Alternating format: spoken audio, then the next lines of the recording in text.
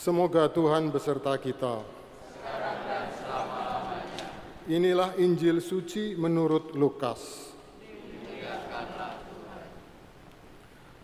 Sekali peristiwa ketika beberapa orang berbicara tentang bait Allah dan mengagumi bangunan yang dihiasi dengan batu yang indah-indah dan dengan berbagai barang persembahan, berkatalah Yesus, "Akan datang harinya, segala yang kamu lihat di situ diruntuhkan, dan tidak akan ada satu batu pun dibiarkan terletak di atas batu yang lain."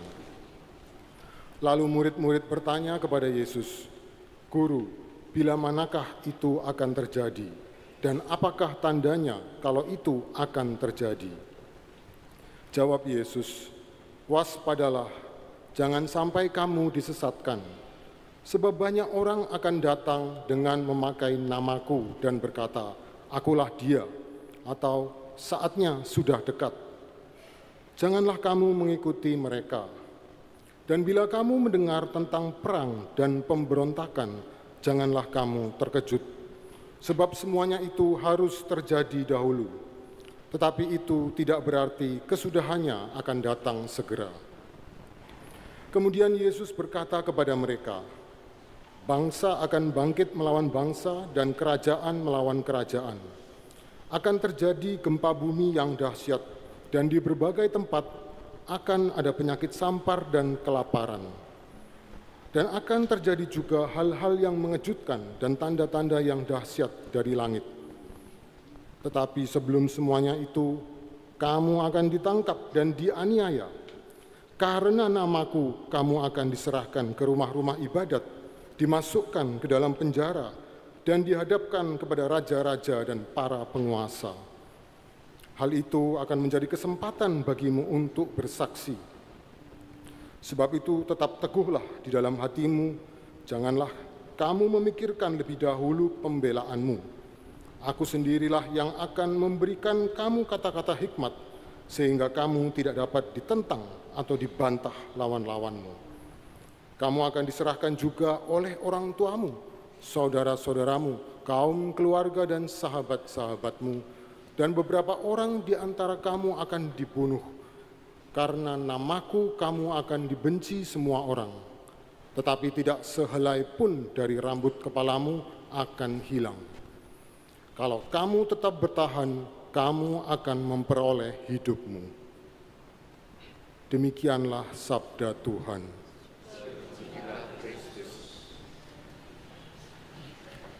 Bapak, Ibu, dan saudara-saudari yang terkasih, hari ini kita memasuki minggu biasa yang ke-33, satu minggu sebelum Hari Raya Kristus Raja Semesta Alam minggu depan.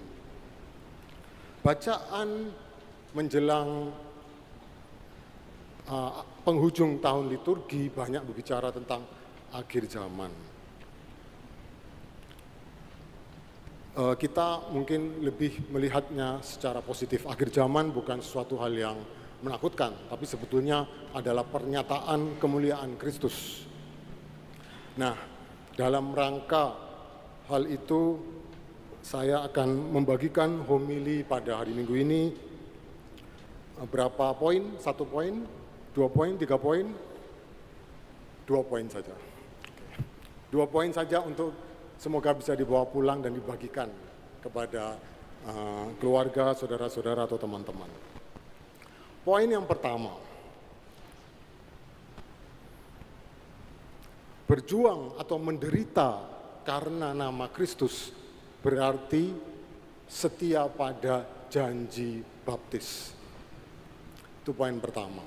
Dalam bacaan Injil, Yesus mengajarkan para muridnya, "Karena namaku, kamu akan diserahkan ke rumah-rumah ibadat, dimasukkan dalam penjara, dan akan dihadapkan kepada raja-raja dan para penguasa. Karena namaku, kamu akan dibenci semua orang." Nah, bagaimana memahami konteks sabda ini sesuai dengan konteks Indonesia? Ini bukan masalah persekusi agama.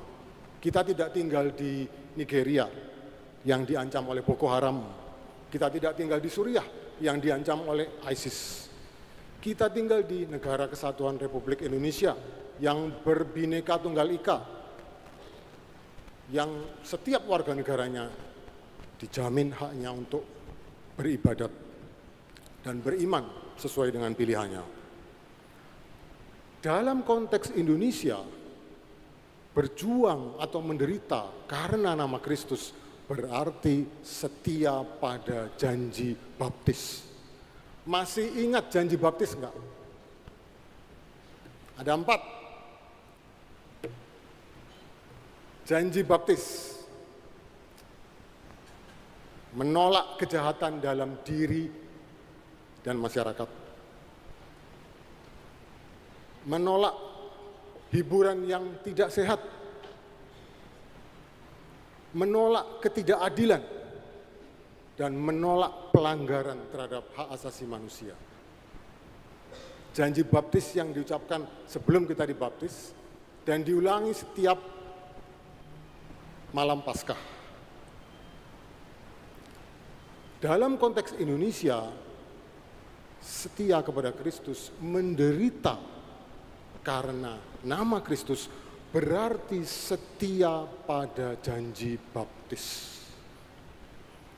Sudah bukan rahasia, orang baik hidupnya semakin sulit. Yang menolak kejahatan, yang menolak ketidakadilan, dia akan dikucilkan dalam pergaulan, dia akan dijegal karirnya.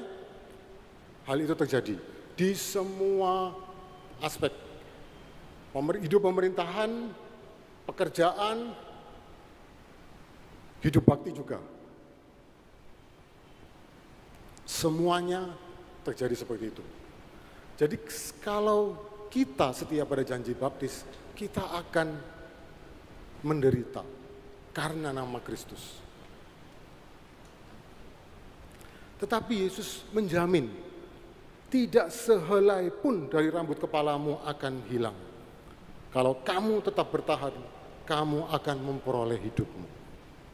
Jadi poin yang pertama, berjuang demi nama Kristus berarti setia pada janji baptis. Poin yang kedua, bagaimana janji baptis itu diwujudkan dalam hidup sehari-hari? Rasul Paulus dalam bacaan kedua mengajarkan bahwa menderita, berjuang demi Kristus atau setia pada janji baptis itu dilaksanakan dalam pekerjaan kita sehari-hari. Kita semua bekerja, para murid dan mahasiswa menuntut ilmu, para guru mendidik generasi muda, PNS, TNI, Polri menjaga kedaulatan negara dan mengayomi masyarakat. Karyawan swasta, pengusaha kecil menengah, pengusaha besar menggerakkan ekonomi dan meningkatkan kesejahteraan masyarakat.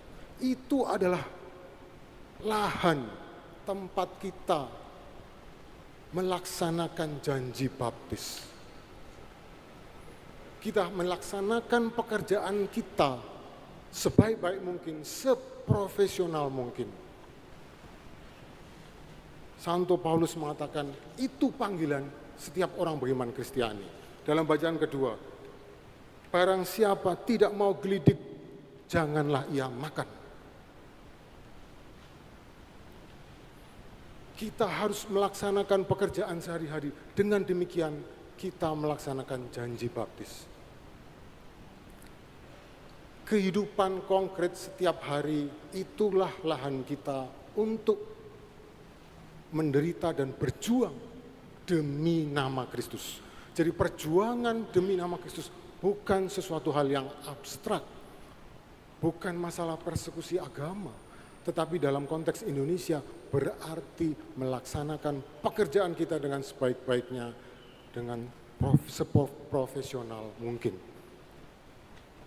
Saudara-saudara, Bapak Ibu sekalian, saya mengajak kita untuk tidak berkutat di dalam zona nyaman. Tidak hanya sibuk berdoa, Rasul Paulus dalam suratnya kepada jemaat di Tesalonika mengingatkan orang-orang di zaman itu yang mengklaim dirinya si paling rohani, tetapi tidak mau bekerja. Mari kita keluar dari zona nyaman kita.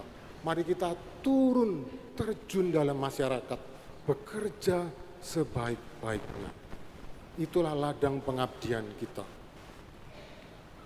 Dan ketika kita terjun ke dalam masyarakat, kita akan tahu betapa kerasnya hidup. Angin akan buat kau goyah, tapi maafkan, hidup memang ingin kau lebih kuat. Sedikit demi sedikit kau akan berteman pahit.